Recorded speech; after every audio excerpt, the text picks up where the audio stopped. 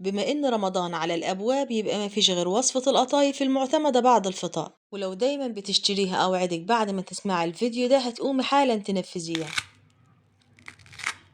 هشة جدا ومتشربة الشربات بتاعها وهتفضل مقرمشة لآخر قطعة من كوبايتين ونص بس من الدقيق، من غير ما نحتاج لدقيق سميد ولا نشا. طريقة سهلة جدا واقتصادية وناجحة معاكي من أول مرة، ومن أقل مقادير هتعملي أكبر كمية. فن الوصفة في فيديو النهاردة إننا هنطلعها بنتيجة احترافية أفضل من الجاهزة مليون مرة. بس قبل ما نسمع الوصفة سمعونا الصلاة على الرسول صلى الله عليه وسلم. ولو أول مرة تشوفوني، ده مطبخ ياسمين جنيدو، لايك وشير لو عجبكم الفيديو. أول حاجة زي ما عودتكم حبايبي الغاليين هنسمي الله ونصلي على الحبيب صلى الله عليه وسلم. في الأول هنبدأ بتعضير السيرب علشان عايزينه يكون بارد في طاسة أو حلة، ونزلت بكوباية وربع من المية وكوبايتين من السكر، واللي هيدينا لمعة حلوة وهيخلي قوامه تقيل من غير ما يسكر، وهو عسل الجلوكوز. هضيف معلقتين كبار من عسل الجلوكوز، وعسل الجلوكوز مش بيفك ولا بيدوب غير بدرجة الحرارة، علشان كده هنزل بالمعلقتين واسيبهم لما ياخدوا من درجة حرارة المية ويسيحوا ويدوبوا من على المعلقة. ولو مش متوفر عندك عسل جلوكوز تقدر تستغنى عنه، بس هتخليه ياخد مدة أطول على النار علشان تحصلي على القوام المطلوب. ومش بقلبه ولا باجي جنبه، وبمجرد ما السكر يدوب بيبدأ في مرحلة الغليان بضيف له عصير نص ليمون وباكت من الفانيليا. ويفضل ان انت تكون محضراه من قبلها بمدة علشان ياخد مدة كافية لما يبرد. من بعد الغليان واضافة الليمون والفانيليا بهدي عليه النار وبسيبه حوالي 10 دقايق. فلنفرض انك مش هتضيفي عسل جلوكوز، هتسيبيها على النار من 12 ل 13 دقيقة، والنار تكون هادية علشان ما يعملش حبيبات من السكر على جدران الحل. وبكده السيرب بتاعنا بيكون جاهز، هنركنه على جنب وندخل على الخطوة اللي بعدها لتحضير العجينة في بولة أو طبق. وهنزل بكوبايتين من المية الدافية، ومبدئيا دي ما بتكونش كل كمية المية اللي هنستخدمها، ورشة من الملح، ونص معلقة صغيرة تكون ممسوحة مش هرمية من البيكنج باودر، ومعلقة صغيرة من السكر. وما تزوديش اكتر من كده من السكر علشان ما تلونش معاك بسرعة وهي لسه مستوتش. ضفت كمان معلقة صغيرة من الخميرة الفورية.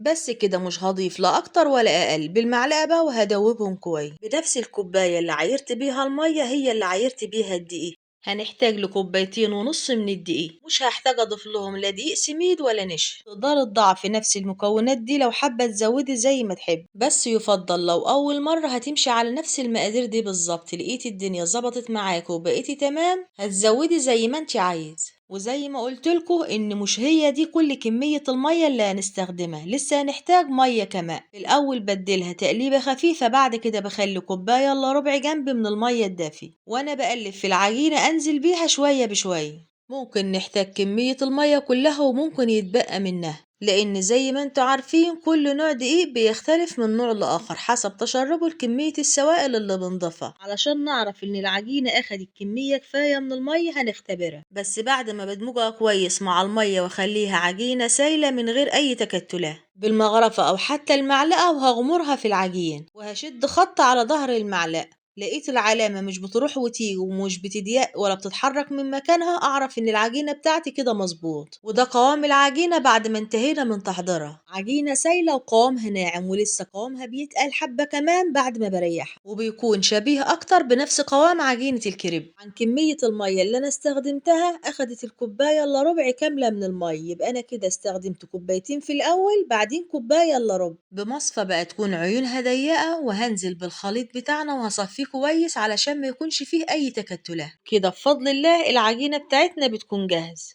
بغطيها فوطة أو استرتش راب وبسيبها في مكان دافي لما تختمر. بسيبها حوالي ربع ساعة لما تبدأ تعمل فقاعات وفراغات في قلب العجين، بس ما نبالغش في مدة التخمير علشان الفسحات أو الفراغات، يعني النقط اللي بتيجي على وشها من فوق دي مسامها ما تكونش واسعة زيادة عن اللزوم. نيجي بقى للتسوية، تعتبر أول قطعة بتتعرف على الطاسة، يعني بنختبر فيها القطعة إن كانت اختمرت أو لسه. سخنت الطاسة في الأول على أعلى درجة حرارة، بعدين خليتها وسط. هقولك بقى تقدري تعرفيها ازاي.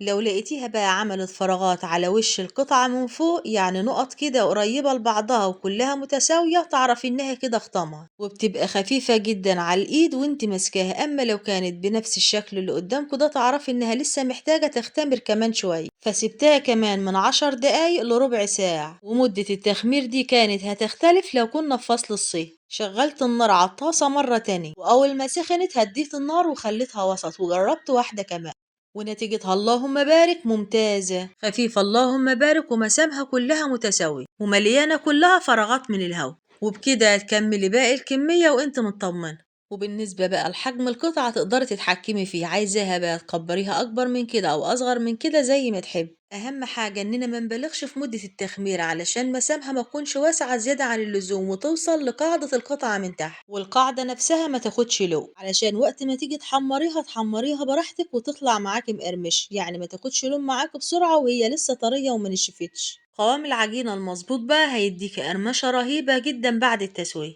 لأن قوامها لو تقيل مش هتفرش كويس في الطاسة وسمكها هيكون تخين، فبالتالي هيكون ليها قلب، ومهما تنشفيها في الزيت هترد وتبقى طرية. أما عن مدة التخمير المظبوطة، هتسيبيها في الأول ربع ساعة، بعدين تجربي قطعة لقيتيها مسامها متفتحة وخفيفة على إيديكي، تعرفي كده إنها بقت جاهزة وتكملي شغل على طول. وكل اللي تخرجيها من الطاسة هتحطيها على فوطة، وبلاش تحطيهم فوق بعضهم وهي لسه سخنة، علشان لو حطيتيهم كل واحدة فوق التانية وهي لسه سخنة هتعجن معاك. فهنهويهم في الأول، وأول ما تبرد هتلميها بقى فوق بعضها، بس بنفس الطريقة اللي بتشتريها بيها من بره، بتكفي الواحدة على وشها، وهتكملي باقي الكمية كلها بنفس الطريقة. بمجرد ما وشها يبدأ يخرم وتتحول من اللون الأبيض للون الأبيض الشفاف، باجي مخرجاها على طول. وأوعدك لو جربتيها بالطريقة دي عمرك ما هتفكري تشتريها من بره تاني، لأنها سهلة ومنجزة جدا، ومن أقل كمية من الدقيق هتعملي أكبر كمية من القطايف. ولو لاحظتي بقى إن الفراغات اللي على وشها من فوق مش متوزعة كويس أو متجمعة كده في النص، تعرفي إنها ما أخدتش وقت كافي منك في التخمير. طب ولو حصل العكس، يعني المسام كانت فتحتها واسعة زيادة عن اللزوم، ده معناها إنك سبتيها اختمرت مدة طويل، والحل إنك تقلبيها بالمعلقة أو بالمغرفة علشان تفش خمرها. ولو اتبعتي نفس المقادير والخطوات دي بالظبط، هتعمليها أحسن من الجاهزة مليون مرة. وما بلمهاش فوق بعضها غير بعد ما بتأكد إنها بردت تماما، بعدين بقى بغطيها فوق. وبالنسبة بقى لحشو القطايف، أي نوع متوفر عندك من المكسرات أو أي نوع أنت تفضليه اشتغلي بيها على طول. أنا هنا هعملها بحشوة الملبن، ممكن تضيفي على الملبن شوية من المكسرة، بس يفضل إنها تكون مجروشة علشان وقت ما تيجي تقفليها ما تقطعش القطايف معاك. ولو مش حابة حشوة الملبن وعايزة تعمليها بالمكسرات بس، تضيفي لها معلقتين أو 3 كبار من السيرب اللي حضرناه لها من قبلها. ويا سلام بقى لو ضفت للمكسرات معلقة كبيرة من السمنة البلدي، بتدي لها نكهة وطعم خرافة. بس أنا هنا الولاد ما بيحبوهاش غير بحشوة الملبن، ممكن تحشيها بالتمر، وفيه ناس بتحبها سادة من غير أي حشوات. لو حابة تفرزيها طبعا ينفع، بس مش هينفع تفرزيها غير بعد ما تحشيها، لأن لو فرزتيها وهي كده من قبل ما تحشيها هتتكسر معاك وعمرها ما هتلزق في بعضها بعد ما تحشيها. بعد ما تنتهي من حشوها هترصيها في أطباق فل، وكل واحدة جنب التانية من غير ما تحطيها فوق بعضها. ولو حطيتيها فوق بعضها هتخلي بين كل طبقة والتانية كيس ني، فده لو حابة انك تفرزيها، لان القطايف من النوع اللي ما ينفعش يتفرز غير بعد ما تنتهي من حشوها. وبعد ما انتهيت من تحضير الكمية كلها، في الوقت ده كنت مولعة على طاسة تسخن فيها كمية مناسبة من الزيت، ويفضل ان كمية الزيت ما تكونش قليلة علشان القطايف بتاعتنا ما تاخدش لون بسرعة وهي لسه ما اخدتش درجة قرمشة. والقطايف بتاعتنا طازة، فيستحيل انها تفك منك في الزيت، والزيت يكون سخن كفاية، علشان لو الزيت بتاعنا بارد ونزلت بالقطايف بتاعتنا، العجينة نفسها بتكون شبيهة بالإسفنجة، وبمجرد ما بتنزل في الزيت البارد تمتص كمية من الزيت فهتطلع معاك تقيل. ومجرد ما بنزل بالقطايف في الزيت بقلبها حوالي 5 دقايق، بعدين اهدي النار وبخليها وسط علشان تتحمر معانا كويس وتبقى مقرمشة. لو درجة حرارة الزيت كانت عالية زيادة عن اللزوم فهتاخد لون بسرعة ومش هتبقى مقرمشة، فبالتالي هتطلع طرية من قلبها. ما بحطهاش بقى في الزيت وبسيبها، بفضل اقلب فيها لما تاخد الدرجة المطلوبة من القرمشة. القطايف بتاعتنا معجونة كويس والتسوية ما شاء الله مظبوطة جدا، ونتيجتها اللهم بارك هتفضل مقرمشة لآخر قطعة. وبلاش نغمقها زيادة عن اللزوم، لأن القطايف من النوع اللي لما بتنزل الشربات بتغمق درجة كمان. بصفيها بقى كويس من الزيت وبنزل بيها في السيرة بالبارد. وبالنسبة للحلاوة بتاعتها بقى حسب الرغبة، فلو حابينها غرقانة في الشربات الشربات فهتسيبوها مدة أطول، ولو حابين تخرجوها على طول عادي خالص مفيش مشكلة. وهكمل باقي الكمية بنفس الطريقة، وكل اللي هصفيها من الزيت هنزلها في السيرب الباهر، وعن درجة لونها أثناء التحمير تقدري تتحكمي فيها، بس أنا علشان الشكل والتصوير ما خليتهاش غامقة، عملتها فاتحة شوية. وباقي الكمية بقى حمرتها براحتي زي ما الولاد حابين، مقرمش اللهم بارك وفي نفس الوقت دايب. وعلشان العجينة بتاعتنا معجونة صح الصح عمرها ما هتطرى منك حتى بعد ما بتسقيها بالسير، وهتفضل مقرمشة لآخر قطعة، وهتجربيها بالطريقة دي وهتدعيه. ويلا بينا بقى سمعكوا القرمشة. لو وصلتوا بقى معايا لحد هنا ما تنسوش تشتركولي في القناة، واستنوني في وصفة جديدة وفيديو جديد من مطبخ ياسمين جنيدي.